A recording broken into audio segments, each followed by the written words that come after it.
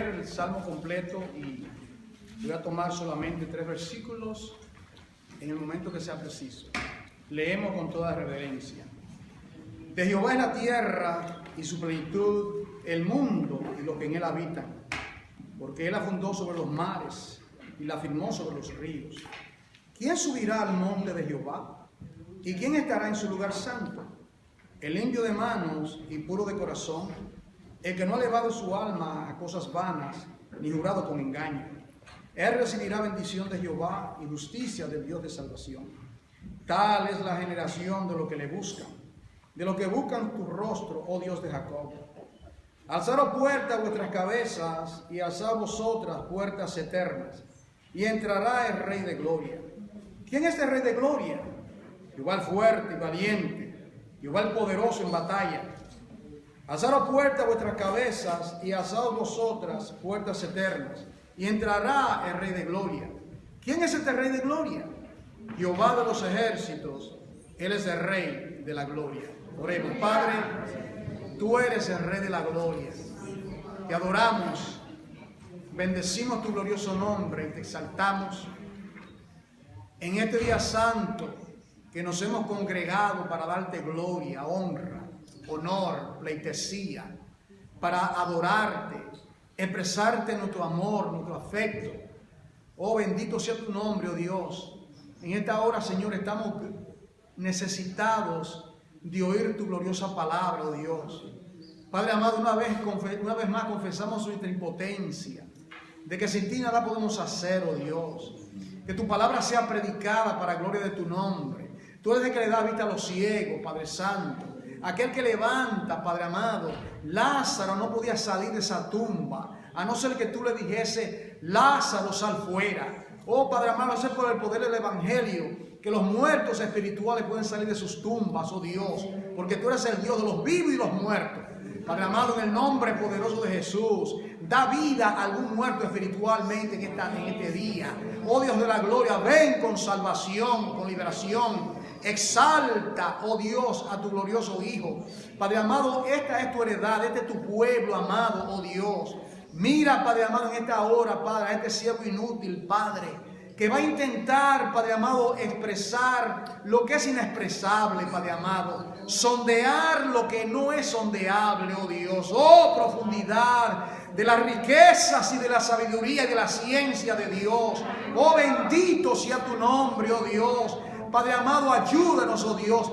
Ven, Espíritu Santo, a ayudarnos, Señor amado, Padre amado, a exhortarnos, a aconsejarnos, por amor a tu glorioso nombre, oh Dios. Sin ti, Padre, nada podemos hacer. A ti sea la gloria en la iglesia por los siglos.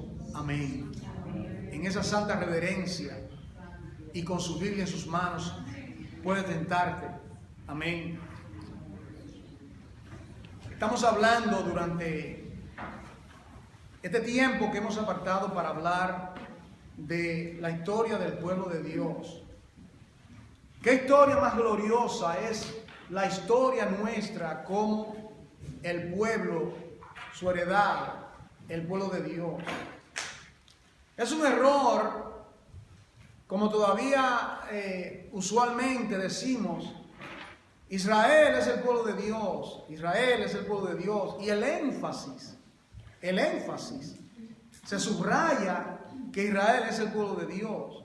Pero queremos recordar, hermano, que ciertamente Dios tiene grandes promesas para su pueblo. Tenemos que entender que de ahí comenzó, tiene su origen, porque la salvación, le dijo Jesucristo a la mujer de Samaria, viene de los judíos en Juan 4. Sabemos eso. Pero tenemos que también entender que el Gólgota fue el gran liberador y que tomó de toda nación, tribu y lengua y ha hecho a este glorioso pueblo del cual todos nosotros somos parte de ese pueblo. Lo que estamos hablando, tú eres parte del pueblo de Dios. Esta es tu historia, hermano. No, cuando lea la Biblia, no enfoque tanto tus ojos en Israel. No. Mira la Biblia con otra óptica, de que esto tiene que ver con tu vida, con tu salvación. Porque reitero, la salvación viene de los judíos, pero de ese pueblo, de ese vientre llamado el judaísmo, estaba la santa semilla, el Israel de Dios, Jesucristo, el bendito Hijo de Dios. Y es importante que nosotros espiguemos las Sagradas Escrituras y regresemos a la palabra de Dios y ver el panorama de nuestra historia. Es decir, esta es nuestra historia, la historia del pueblo de Dios. ¿Qué habíamos dicho? Que el llamado de Abraham de Ur de los Caldeos en Génesis 12 se puede comparar a la separación de las aguas de las aguas. En otras palabras, Abraham era un pagano, lo dice Josué 24, que ellos adoraban a dioses falsos al otro lado del río Jordán. Es decir que Abraham no era un judío, Abraham era un pagano, juntamente con Taré y todos ellos.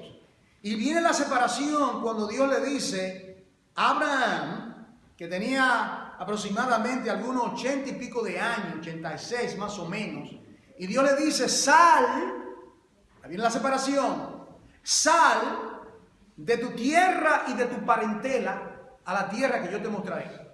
La separación, en otra palabra, separar aquello que es precioso, en este caso Abraham, como cabeza, como materia prima del origen del pueblo de Dios. Pero su origen no está en Abraham. Esto solamente tipológicamente, esto es solamente lo que vemos en el Antiguo Testamento. El origen está en el corazón de Dios. ¿Cuándo comenzó el pueblo de Dios? Bueno, ciertamente, llegando al cumplimiento de los tiempos, tiene que ver con lo que vemos en el libro de Génesis y en otros pasajes de las Escrituras. Pero ¿qué dice la carta a los Efesios? Que nosotros hemos sido escogidos en Él desde antes de la fundación del mundo. ¿Y qué fue lo que Cristo le dijo a los fariseos? ¿Recuerdan? Antes de Abraham, yo soy. Y dice que cuando dijo esas palabras, cayeron en tierra. Porque esa palabra, yo soy, está en Éxodo capítulo 3, cuando Dios le dice a Moisés, lo comisiona al faraón y le dice, ¿cómo me identifico cuando vaya delante del monarca? Así le dirás al monarca, yo soy el que soy, te envía. Yo soy el que soy. De manera que el plan de Dios para su pueblo está en su corazón en una eternidad que nosotros no conocemos. Desde antes de la fundación del mundo, dice la palabra que hemos sido escogidos en Él. Pero que llegando al cumplimiento de los tiempos, Dios comienza a cumplir sus eternos propósitos y comienza con este hombre llamado Abraham y lo llama. Y aquí viene ese principio de la separación, el principio de las aguas. Me gusta eso en el libro de Génesis, el principio. ¿Sabe? Eso de separación es la palabra de hoy. Yo quiero hablar en el día de hoy sobre la santificación del pueblo de Dios. La semana pasada hablábamos de cómo Dios justificó a Abraham. ¿Recuerdan el pacto y lo demás en Génesis capítulo 15? Dios lo justificó por la fe. Justificado fue por la fe. Romanos 5:1. Tenemos paz con Dios. Aquello que Dios justifica, que estas son doctrinas cardinales de nuestra fe. Aquello que Dios justifica, ¿para qué lo justifica? Bueno, Dios lo santifica. Y lo primero que tenemos que definir es la palabra santificación. Ya lo vemos en el llamado de Abraham cuando Dios lo aparta. Dios lo aparta del paganismo.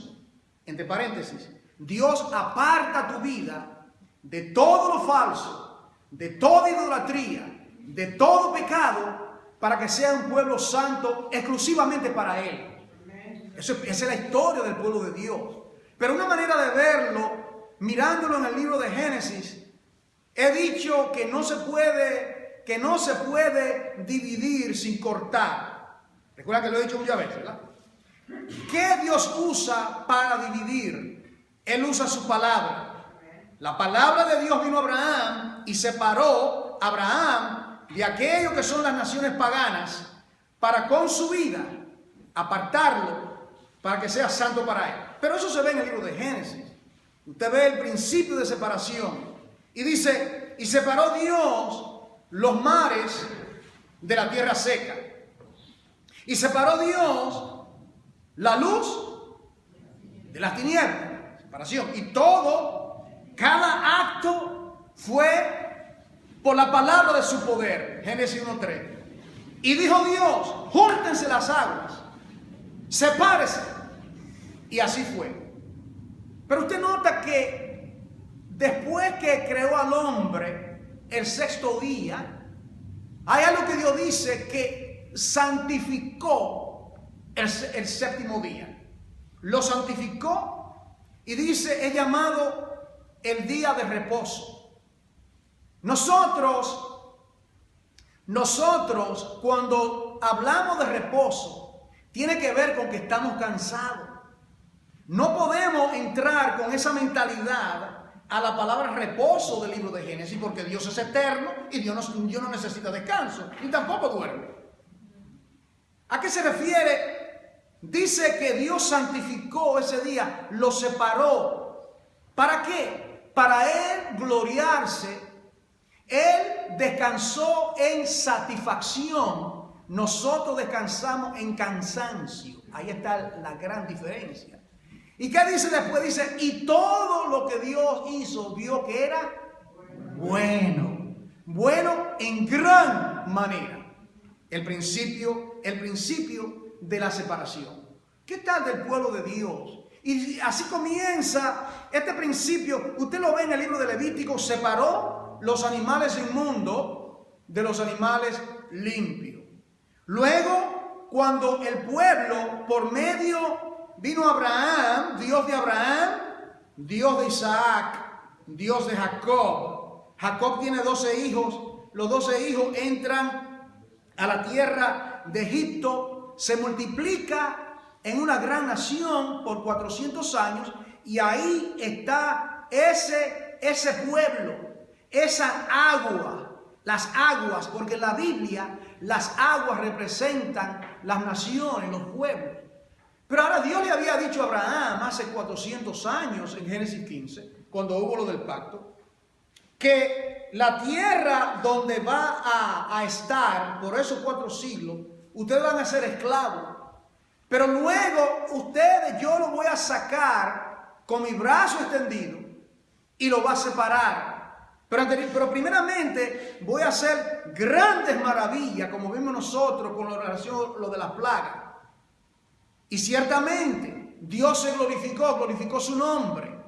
Y ahora el pueblo de Dios está mezclado, ¿entiende? La descendencia de Abraham se había mezclado y ahora es cautivo en un pueblo extraño. ¿Y qué hace Dios? Lo separa de nuevo. Vino palabra de Jehová. Iré yo a ver esta gran visión, dijo Moisés. ¿Por qué causa la zarza arde y no se consume? Dice que él estaba apacentando las ovejas de su suegro Jetro. Dicho sea de paso, 40 años empleado de Jetro pastoreando ovejas. Anteriormente estaba 40 años en la corte de Faraón. Y alguien puede decir, ¿qué cosa más extraña? Que Moisés dice la Escritura que él escogió el vituperio con el pueblo de Dios que usted sabe que Moisés hubiese sido un faraón. Moisés fue prohijado, fue adoptado como hijo y él tenía el derecho al trono. Él había bebido de toda la sabiduría de la tierra egipcia. Pero Dios tenía propósitos eternos con la vida de Abraham, con la vida de todos estos santos hombres de Dios y ahora con la vida de este varón llamado Moisés. La palabra Moisés, ¿sabe lo que significa la palabra Moisés? Extraído de las aguas. Eso es lo que significa. Moisés extraído de las aguas. Que el nombre de Moisés tiene un gran significado, porque Dios habría de sacar de entre las aguas a ese pueblo que estaba cautivo. No sé si me doy a entender. El pueblo estaba mezclado con otras naciones, con otros pueblos, y ahí estaba el pueblo de Dios. Ahí estaba Israel. Aproximadamente, hermanos, se calcula que había más de 1 millón de personas. Es más, la Biblia dice que habían 600,000 hombres. Añádale a esos 600,000 hombres sus mujeres, añádale los niños y añádale también las naciones paganas que se unieron a ellos en número 11 cuando dieron el éxodo. Entonces Dios separa a ese pueblo, pero comisiona a Moisés. Yo traigo esto de Moisés porque es importante que entendamos lo que es la separación del pueblo de Dios. ¿Dónde es que por primera vez aparece la palabra Kodesh, santo, en la Biblia? En Génesis, en Éxodo, capítulo 3 aparece. Iré yo a ver, y cuando Moisés se acerca a esa zarza, a ese árbol que está ardiendo, que se está quemando, eso tiene un significado. Eso de que la zarza está ardiendo tiene un gran significado también espiritual. ¿Qué significa? ¿Qué significa ese grado, esa zarza ardiendo? ¿Qué significa eso? Eso significa que la zarza arde, pero no se consume. ¿Qué significa eso? Significa que el pueblo de Dios, el pueblo de Israel, está siendo consumido por prueba, está siendo subyugado por el enemigo, pero que el pueblo de Dios, aunque esté ardiendo diferentes pruebas, se mantiene intacto porque Jehová, las llamas eternas, los guarda. El socorro de Jacob, el fuerte de Israel, Dios lo guardaba. Eso es lo que significa lo de la zarza ardiendo. Y cuando él se acerca, la voz, él no tiene una idea de lo que va a acontecer. Él simplemente tiene curiosidad. Naturalmente Dios lo va a separar, porque es simbólico de la separación nuestra como el pueblo de Dios. Y esto es algo que todo cristiano tiene que tener muy, pero muy presente en su vida como creyente. Usted ha sido separada para Dios. Dice que cuando él se acerca, la voz de Dios le habla de en medio de esa zarza ardiendo. ¿Y qué le dice? Moisés, quita la sandalia de tus pies. Si se quita la sandalia, hay una separación. ¿Me está entendiendo, hermano? Estoy separando aquello que está sucio. Un hombre que está pastoreando ovejas, ¿cómo estarían esas chancletas llenas de estiércol de animales? Pero aquí viene el acto de separación, un acto soberano. Quítate los zapatos, Moisés, porque la tierra que está pisando, Kodesh, tierra santa es. Podemos decir que esa tierra que todavía está allá en el Medio Oriente, que esa tierra es santa.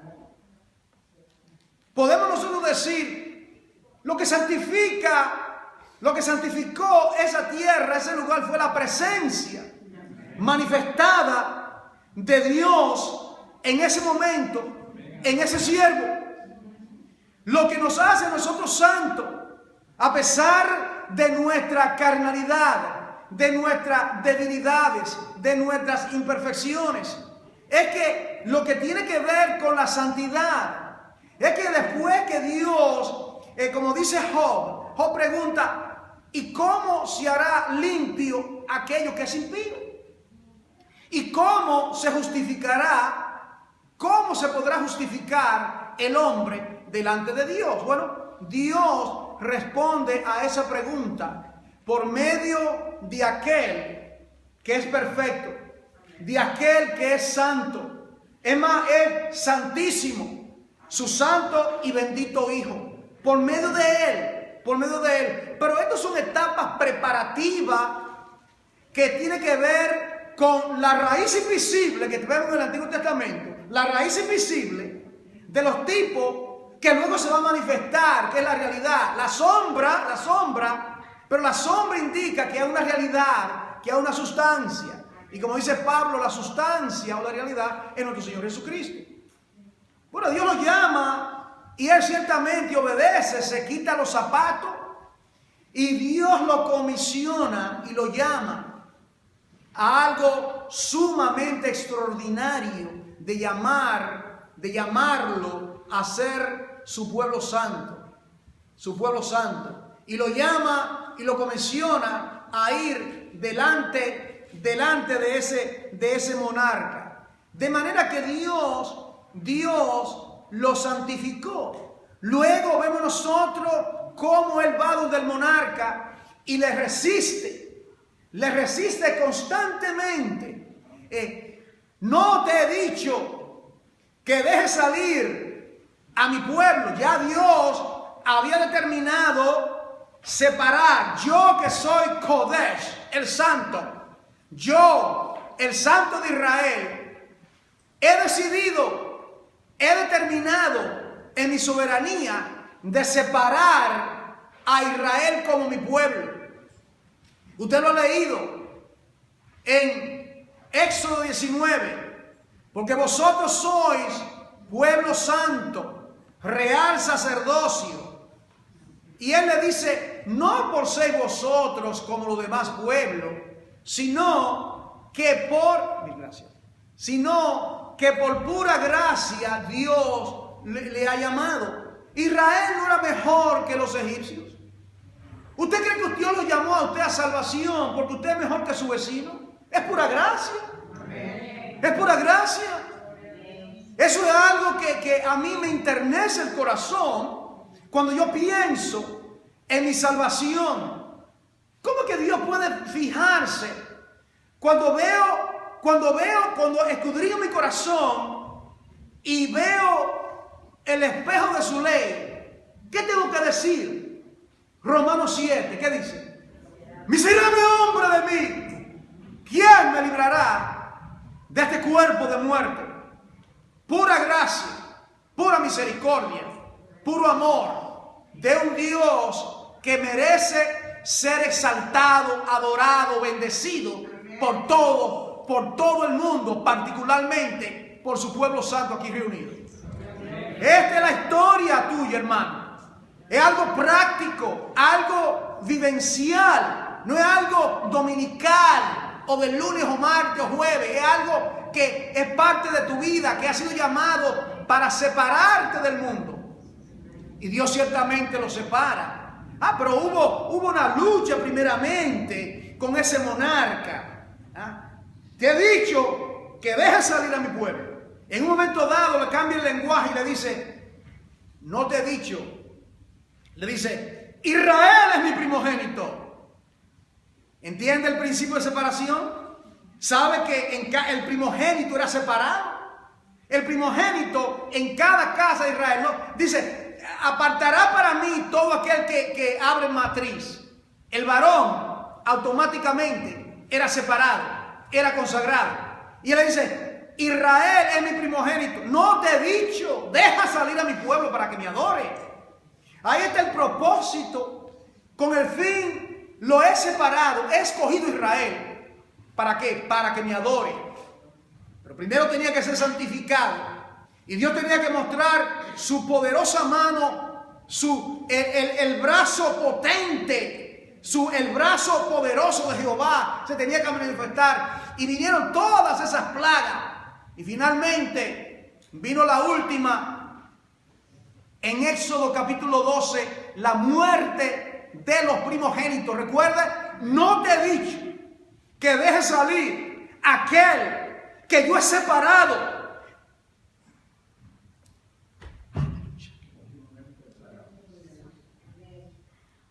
Desde antes de la fundación del mundo, he separado a mi hijo. Y solamente Israel era el símbolo. No te he dicho que dejes salir a mi hijo para que me adore, así dice. Bueno, ¿cuál de ellos? Que dejes salir a mi hijo para que me adore. Mi hijo no puede estar en cautiverio. Mi hijo es libre. Cristo le dijo a los fariseos: yo no soy esclavo de nadie. Es más, vosotros sois de vuestro padre el diablo y sois esclavos de él y queréis hacer su voluntad. Y él le dice: ¿y no queréis venir a mí para que tengáis vida eterna? Y le dice: si el Hijo os libertare, así como liberté a la descendencia de Abraham, si el Hijo os libertare, recuerde, hermano, que el punto de liberación, ¿cuál fue el punto de liberación? ¿Cuál fue el ápice, la cúspide, la garantía de esa liberación? El Cordero Pascual. El Cordero Pascual en Éxodo capítulo 12. Por eso es que antes de matar a los primogénitos, Dios llama y le dice: tomaréis un cordero por familia. Y dice la palabra que cada uno tomaron ese cordero. Y le dice: y esto es lo que a mí me impacta. Porque dice: lo inmolará toda la congregación. No sé si usted está conectando los puntos. Lo inmolará toda la congregación. En otras palabras, Dios miraba a ese pueblo como uno solo. El hombre ha fragmentado la iglesia a través de los siglos en diferentes miles y miles de denominaciones. Y cada uno le pone su nombre y cada uno tiene su persuasión teológica. Yo soy pentecostal. Yo soy bautista. Yo soy presbiteriano. Yo soy adventista. Yo soy calvinista. Yo soy de la orden de Tomás. Y cada uno levanta su bandera. Pero Pablo dice: ¿acaso está Cristo dividido? ¿Murió Pablo, Apolo o Cefa por vosotros? Aquí está la sabiduría de Dios mantener a ese pueblo santificado. Llegó el momento, el día de la Pascua, y tal como Dios dijo: pongan la sangre en los postes y en los dinteles de la puerta. En otras palabras, eso significa: este pueblo ha sido apartado, santificado, ¿me entiendes? Esa sangre, esta gente está separada. El ángel destructor, ninguno salga en la noche, porque ciertamente va a morir. Todos tenían que estar en su casa. Tomaron el cordero, lo asaron sin mancha, un cordero perfecto. Tenían que observarlo, que no tiene, sin garrapata, que no cogiase, porque representaba ¿a quién? Juan 99. He aquí el Cordero de Dios que quita el pecado del mundo. Y allí ellos tomaron el cordero, lo observaron por unos cuantos días, lo inmolaron. El hombre de la casa degolló ese cordero, tomó sangre, tomó hisopo y marcó las puertas y los postes y los dinteles de la puerta. Y cuando el ángel destructor pasaba, miraba la sangre en cada puerta. En otras palabras, esa casa ha sido separada. Ahí está un hijo de Dios. Ahí está el pueblo de Dios. Eso significa nuestras vidas. Nosotros hemos sido separados. Usted ha sido separado. Su familia ha sido separada. Sus hijos han sido separados. La sangre de Cristo lo ha separado. Independiente de las circunstancias que usted hoy o ahorita, como dicen otros países, está enfrentando, usted ha sido separado, separada para gloria de Dios. Usted ha sido separado. No importa cómo se sienta, usted ha sido separado. Como decía en la clase hace 2 horas, los Corintios era una iglesia, la iglesia más carnal que hay en el Nuevo Testamento es la iglesia de Corinto. 10 problemas, hasta un problema de incesto había en esa iglesia. Y cuando Pablo le escribe, ¿qué le dice? A los santificados, a los santos en Cristo.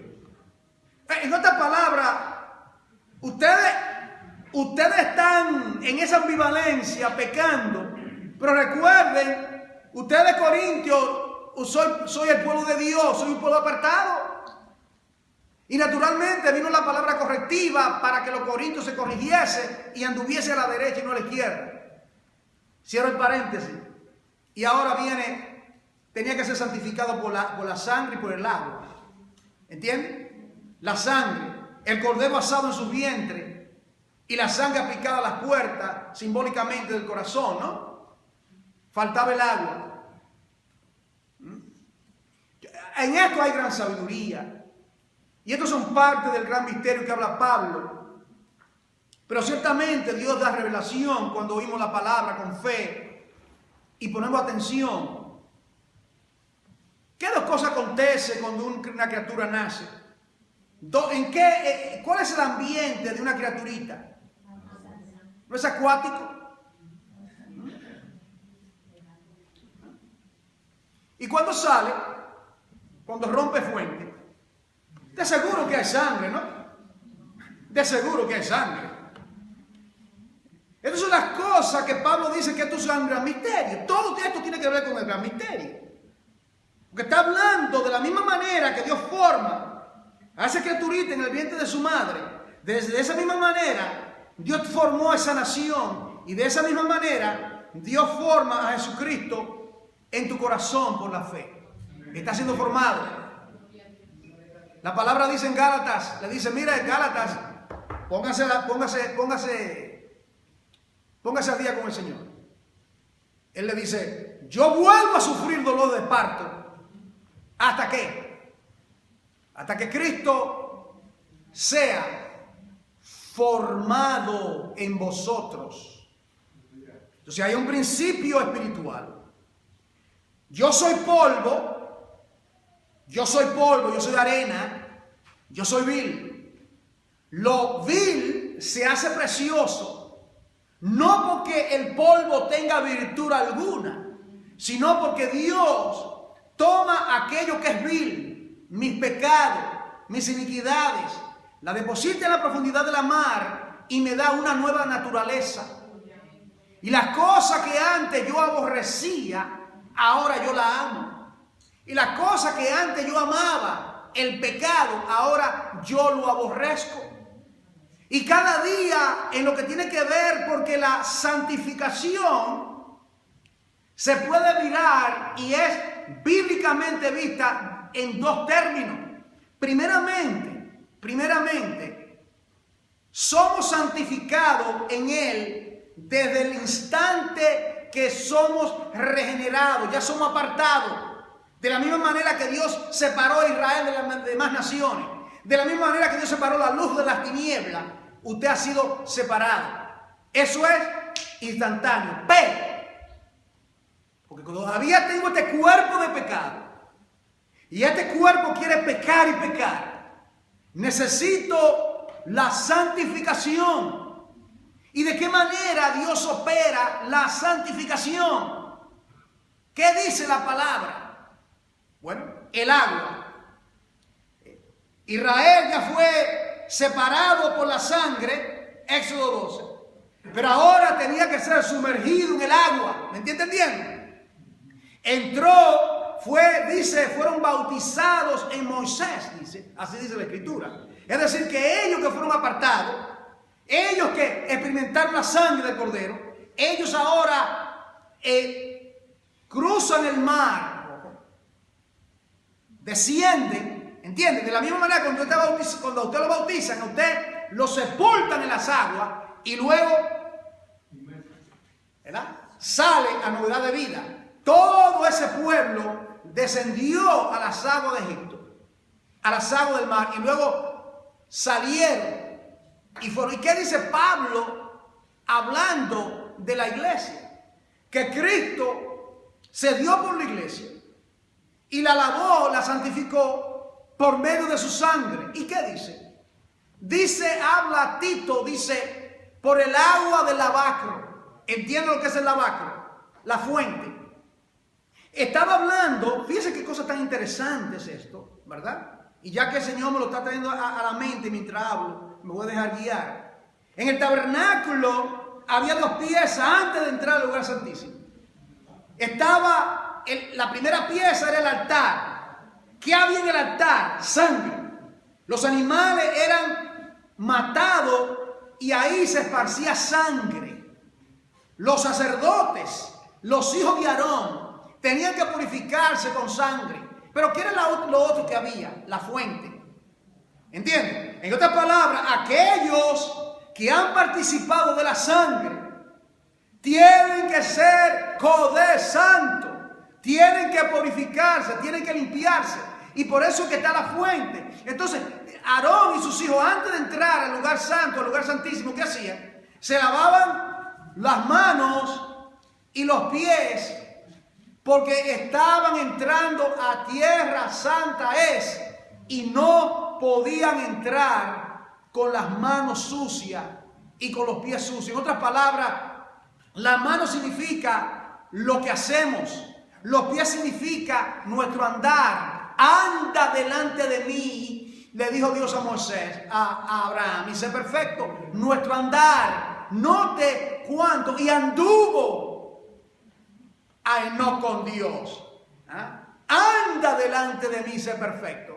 Bienaventurado el varón que no anda en camino de pecadores. La palabra andar. La vida suya es un andar.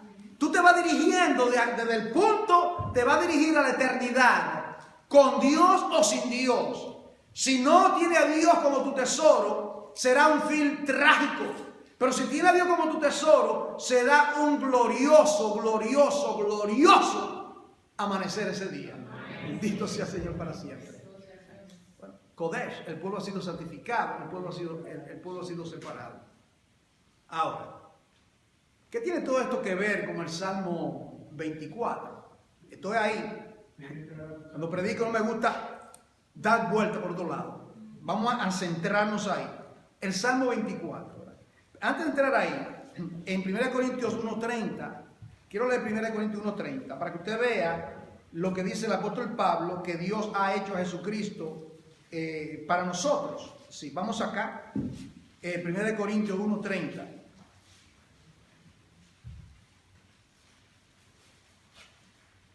Dice, mire lo que Cristo es para nosotros.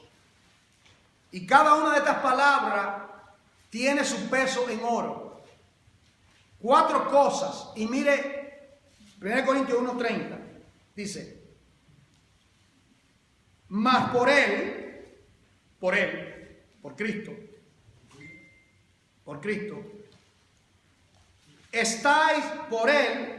estáis vosotros en Cristo, o por Dios estáis vosotros en Cristo, el cual nos ha sido hecho por Dios.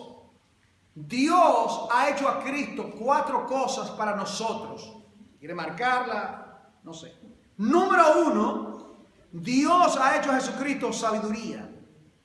Sabiduría es lo primero. Es interesante que pone sabiduría, porque el hombre se jacta, el hombre cree que es sabio en su propia opinión, y dice, no, la verdadera sabiduría está en Jesucristo. Número 1, sabiduría. Dios ha hecho a Cristo sabiduría. La verdadera sabiduría no está en ese colegio que está en la esquina. La verdadera sabiduría está en Jesucristo. Amén. Segundo, mira lo que sigue. Justificación. Eso hablamos la semana pasada. Justificación. Tercero, ¿qué viene? Santificación. Santificación. Y redención. Ahí lo sintetiza todo. La redención tiene que ver con su sabiduría, su justificación y su santificación.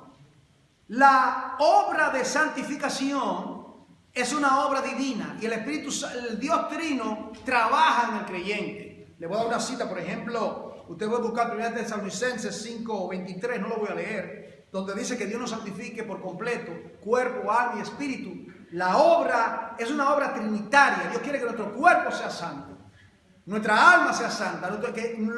En otras palabras, es una obra integral.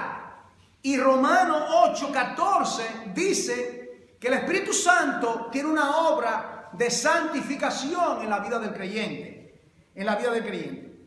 Y esa santificación es algo progresivo, ¿me entiendes? Es algo que tenemos que ir creciendo en esa santificación. Yo me pregunto, y ahí que están las incógnitas, question mark, ¿verdad?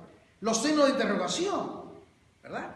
Y uno se pregunta, yo sé que usted se lo ha preguntado, y debe de preguntarse, ¿cómo es posible que ese creyente que tiene 10 años de cristiano no se ve ningún cambio en su vida? Uno no se lo dice, uno por dentro, uno discierne.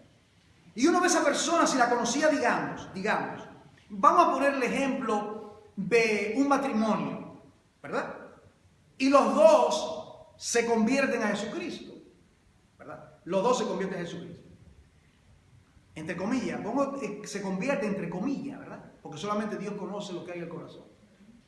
Entonces están conviviendo, están envueltos en la congregación. Entonces, ¿cómo es posible que él o ella no se ve el crecimiento espiritual, sino que continúa actuando completamente como un inconverso? Yo quiero que estemos claros en esto. Todos nosotros, en un momento dado de nuestras vidas, nosotros actuamos, procedemos carnalmente, ¿sí o sí? La respuesta es sí. No puede ser no. La evidencia está en las cartas de Pablo, que todas tienen un componente correctivo, particularmente el 1 de Corintios. En otras palabras, el apóstol Pablo tomaba la pluma dirigida por el Espíritu Santo para corregir a la congregación, igual que los pastores aquí y los estudios bíblicos y todo lo que hacemos siempre tiene esa nota de corrección, porque tenemos que corregirnos, porque para eso Dios nos dio la palabra. Entonces, ¿cómo es posible? Dice, pero uno se pregunta, pero ¿dónde está el Señor en esa vida? Y yo puedo entender que en un momento dado uno explote, uno tenga un genio malo, uno haga algo, peque contra Dios, como Pedro, como Moisés que tiró las tablas, como Abraham que mintió, y todos los santos, David que pecó, ¿entiendes, hermano? Pero por cuanto eran apartados, santificados, se arrepentían, tornaban a Dios y continuaban creciendo. En otras palabras, de esa mala experiencia que tuve con el pecado, esa caída que tuve, yo tengo que espigar lecciones para no sucumbir. Tengo que salir de esa situación ahora victoriosa, habiendo aprendido mi lección. Bendito sea Dios. Como dice David, bueno me ha sido humillarme para que aprenda. Ahora te arrepientes, David. Después que tomaste a la mujer ajena y mataste a un hombre, ahora está como que no pasó, ¿verdad? Como el niño, ¿verdad? Que se come la galletita, ¿verdad? En inglés dice, who took the cookie from the cookie jar? ¿Quién tomó la galletita del jarrito? Dice, yo no fui, y tiene las marcas de azúcar en el bigote. O el chocolate. Eso somos nosotros, amados. Eso somos nosotros. Pero gracias a Dios que tenemos un Salvador perdonador, un Dios restaurador, un Dios que nos ama, que nos busca, que nos llama, porque Él quiere que seamos ese pueblo santo. Ahora, finalmente, recta final del Salmo 24, búsquelo ahora. Vamos a llegar a esto. Salmo 24. Aquí nosotros vemos aquí, en el Salmo 24, quiero solamente tomar, no el Salmo completo. Yo quise leerlo para saturarnos de la palabra de Dios. Pero solamente quiero tomar unos cuantos versículos acá. Y quiero ilustrarlo de esta manera. El descenso del hombre y el ascenso del hombre. Esas dos palabras. Descenso y ascenso. Ok. Desde antes de la fundación del mundo, Dios tenía en su propósito el descenso del Hijo de Dios en la encarnación. Fíjense. Antes del hombre pecar, Dios tenía este majestuoso ejemplo. No me pregunte cómo es esto. Yo no tengo la respuesta. Yo solamente puedo decirle, yo era ciego y ahora veo.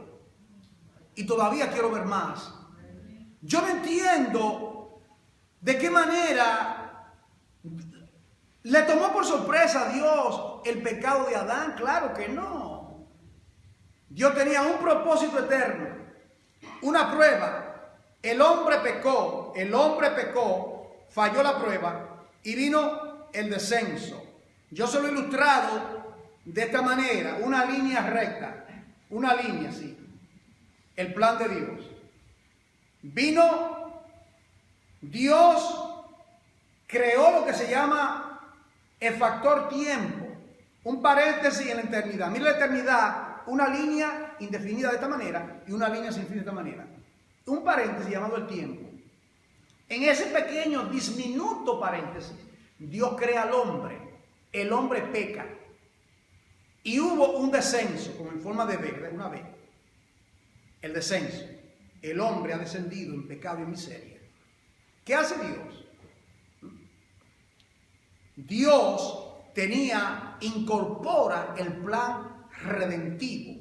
Por eso es que 1 Corintios 1:30 dice que nos ha hecho, ¿qué es lo último que dice? Que nos ha hecho sabiduría, ¿recuerda? Sabiduría, justificación, santificación y redención.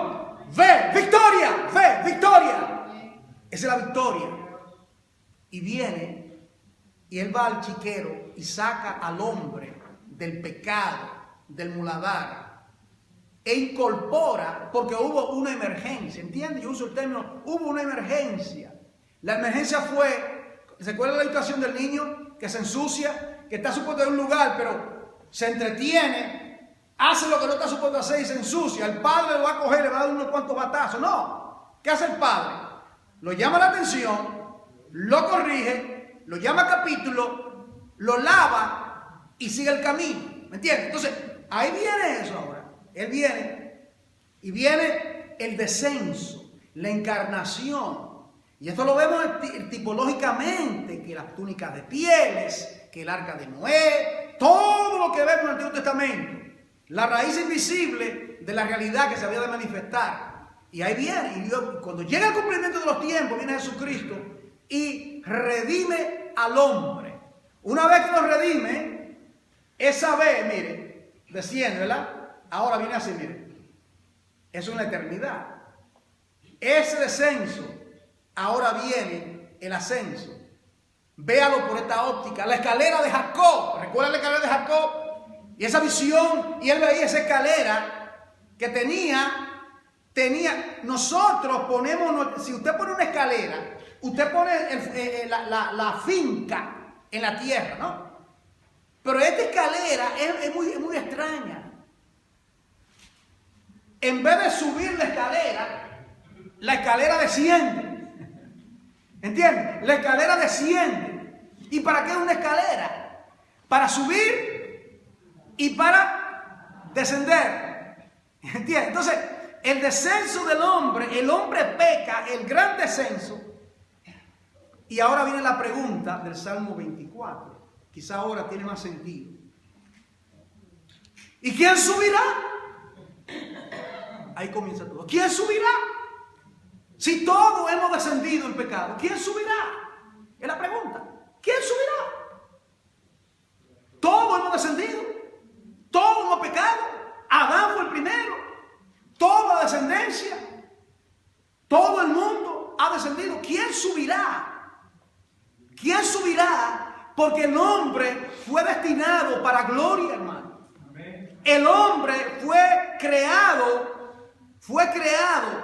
para amar a Dios, para disfrutar a Dios por toda la eternidad. Ese era el plan de Dios, ilustrado con el árbol del huerto.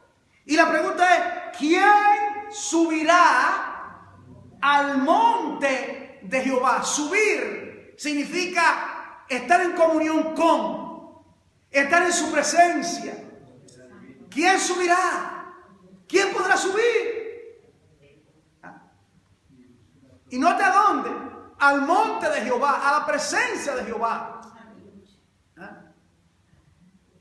Y esa palabra, monte de Jehová, la expresión monte de Jehová, aparece.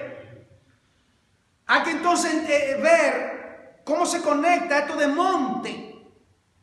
Monte Moria. ¿Dónde que aparece ese monte? Abraham. Sacrifícame a tu hijo al monte que yo te mostraré, Moriah, a ese monte. Y allí se ofreció Isaac. Luego dice, segunda pregunta, dos cosas. ¿Quién subirá? Pero ahora este problema. Podemos subir, pero podemos permanecer en pie. ¿Me estás entendiendo? Tú puedes subir, tú puedes acercarte. Porque recuerda, hermano, solamente dos posiciones delante de Dios. Dos posiciones. Dos. No hay tres. El hombre siempre tiene 3, y 4 y 5. Esas son las religiones falsas. Son dos posiciones. Miren cómo. A sus pies o debajo de sus pies. No me busque otra. A sus pies. Por ejemplo. Y María, usted cada vez que lee de María, dice, estaba a sus pies y oía su palabra. Cada vez que usted lo dice, María estaba a sus pies, a sus pies. ¿Se da cuenta? Entonces dice aquí, ¿quién subirá al monte de Jehová? ¿Y quién estará? En inglés dice, who will stand in the holy place? ¿Quién puede permanecer de pie? ¿Entiende, hermano? Tiene que estar de pie. ¿Qué significa estar de pie? Que Él es soberano. Note usted que el único que está sentado en el trono es Él. El día del juicio, donde cada persona va a ser juzgada, estaremos sentados aquí muy relax, ¿verdad? Como nos tiramos en nuestra sala, ¿verdad? Y nos relajamos. Y vi una gran multitud de pie delante del Cordero. Y los libros fueron abiertos. Y también el libro de la vida. Y ahí comienza Dios a juzgar a cada persona por sus actos aquí en la tierra. Entonces dice, ¿quién subirá al monte de Jehová y quién estará en su lugar santo? Respuesta. El limpio. Es la respuesta. El limpio. Pero ¿cómo? Si yo he pecado. Si yo estoy sucio, ¿cómo? ¿Cómo se justificará el hombre delante de Dios? Pregunta Job. ¿De qué manera? ¿Cómo es que el hombre que es vil, que es pecador, de qué manera lo pecaminoso se hace limpio? Bueno, alguien tiene que hacerlo por nosotros. Alguien tiene que obrar. Entonces dice, el limpio de mano y puro de corazón. Aguanta un momento. ¿Usted cree que es David? Que David dice de eso de sí mismo, me da ganas de reír. El limpio de mano y puro de corazón. ¿Dónde usted lee algo así similar? En las bienaventuranzas. ¿Qué dice la bienaventuranza? Bienaventurados los limpios de corazón, porque ellos... ahora estoy entendiendo. Ellos verán a Dios. Pero ¿quién es el único que ha visto a Dios? El único que ha visto a Dios, ¿quién es? Su Hijo. Y su Hijo tenía que descender para que nosotros podamos ascender. ¿Entiendes? Él tenía que descender. Porque es aquel que conoce a Dios. Él ve a Dios.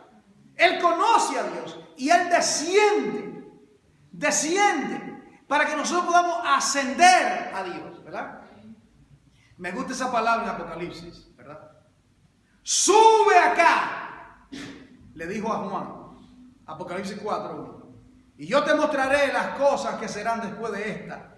Y dice, el limpio de manos y puro de corazón. Pregunta, ¿usted se considera puro de corazón? Tenemos aquí aceite para ungir a alguien que diga que sí. De camión.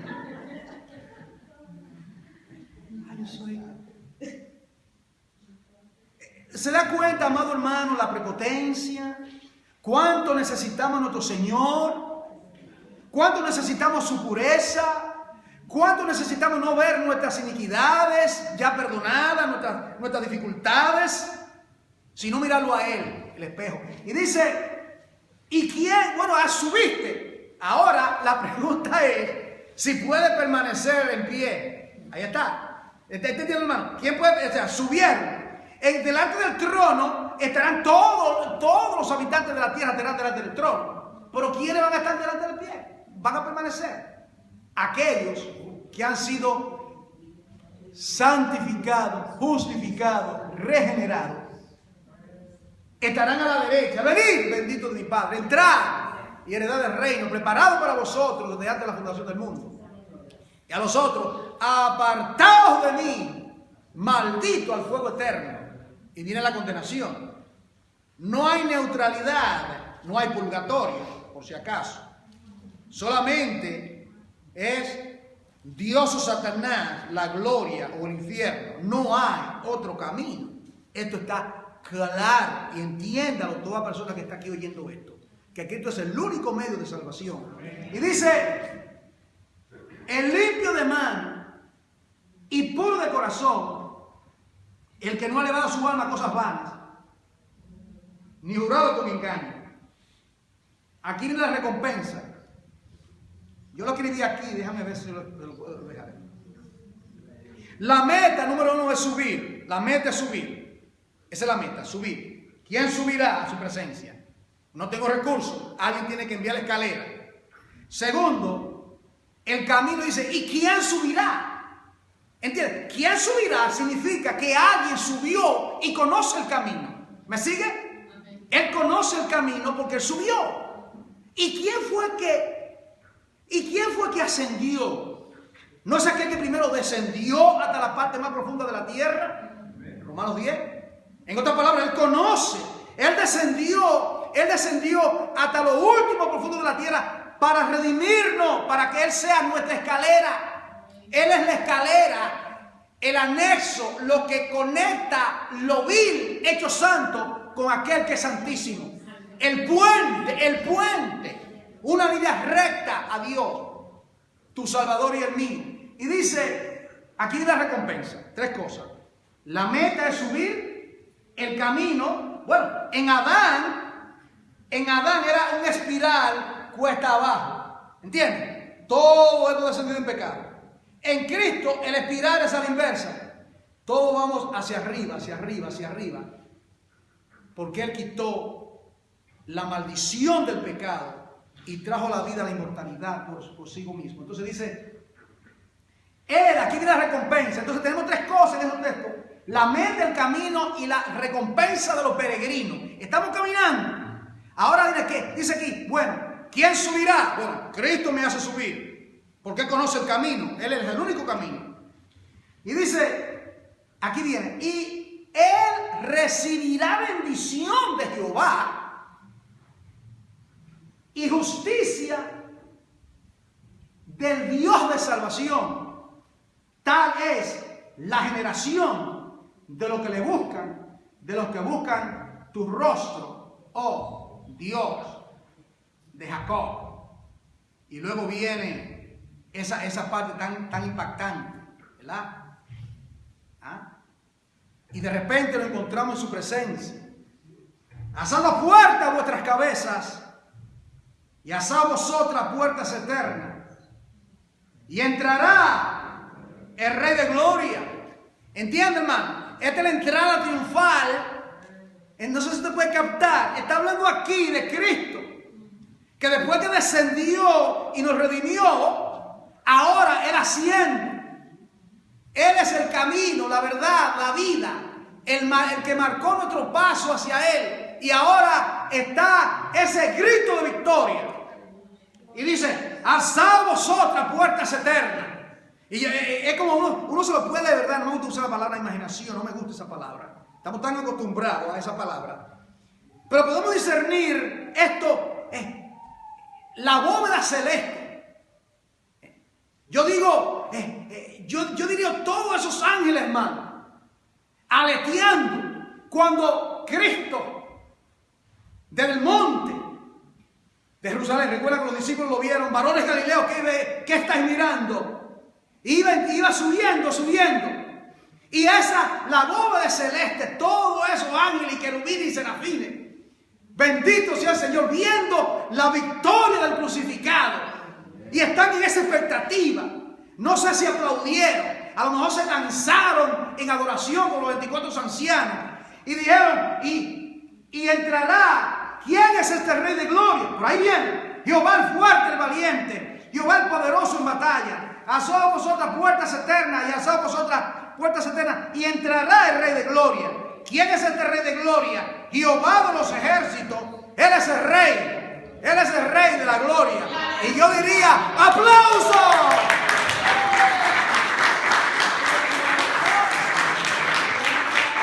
¿Qué es extraordinario? ¿Qué cosa tan gloriosa la salvación? ¿Qué algo? Bendito sea Dios. Puesto de pies, hermanos, vamos a adorar un minuto. Bendito sea tu nombre, oh Dios, te adoramos. Te bendecimos, oh Rey, te damos gracias por esa victoria, por ese descenso y por ese ascenso. Gracias, oh Cristo. Gracias por tu misericordia, por tu perdón, por perdonarnos, por tolerarnos. Enséñanos a amarnos el uno para con nosotros entrañablemente, a perdonar nuestras ofensas, oh Dios, a no marcar las ofensas, sino a escribir las ofensas en la arena, los beneficios en el mármol, oh Dios, y que te demos gloria, te demos honra, te demos alabanza, para gloria de Dios el Padre, en el nombre de Jesús. Amén.